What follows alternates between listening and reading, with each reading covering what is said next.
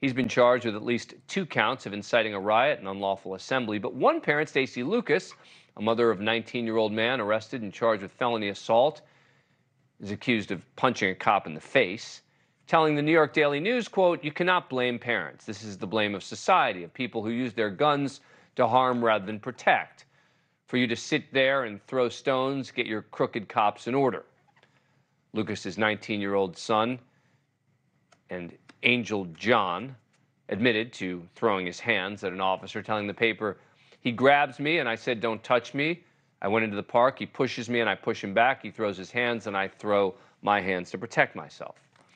John claiming that he challenged the officer when he prevented him from finding his sibling who came with him to the giveaway. Of course, her son got arrested, and that is why he could not go find his sibling, because he was being arrested. And when you get arrested, you're not free to go. With that kind of parent, should we really be surprised?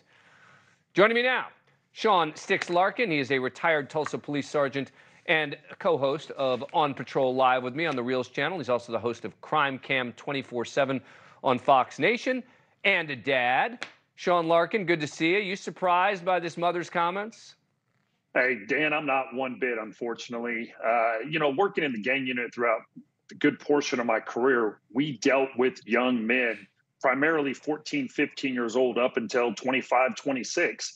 And I can tell you over and over and over again, we would catch somebody driving illegally, possession of drugs, possession of a firearm, and parents would show up and blame it on us. So I'm not surprised by this statement at all. And it seems to me that there is a ongoing problem, we've talked about it many times, with parents almost teaching their kids a lack of respect for cops. Yeah, and listen, this starts something very, very young. These kids need to be taught, right and wrong, being accountable, being responsible, having drive and follow through. And that's something that starts in their youth, long before police start having contact with them. But if they're not respecting teachers, if they're not respecting their own parents, if they're not respecting employers, and then it carries on into their young adulthood where they're not respecting police. And this gathering out here, the police asked them to leave. The police then told them to leave, and then they're forced to make them leave. And this is the response they got back from the crowd. I want to play, this is number 2. This is the New York NYPD Chief of Department, Jeffrey Madry, describing the situation that they were facing there. This is a group of young people, and we had to be very, very delicate in how we handled this, all right? We wanted the kids to just comply with us and leave, but we were met with a lot of resistance. We were attacked.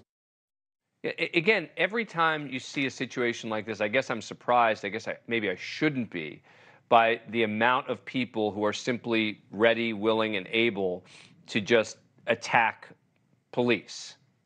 Well, it's attack police, it's destroy property. There's stories of some people in this crowd taking dinner plates from people that were dining outside and using those to throw at police officers and so forth.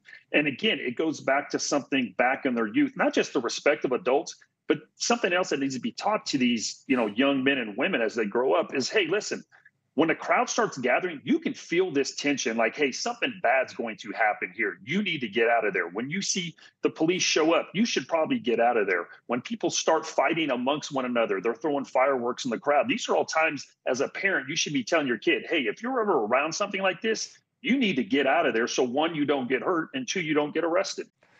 Thank you for watching.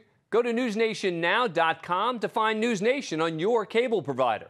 And don't forget to click the red subscribe button below to get more of News Nation's fact-driven, unbiased coverage.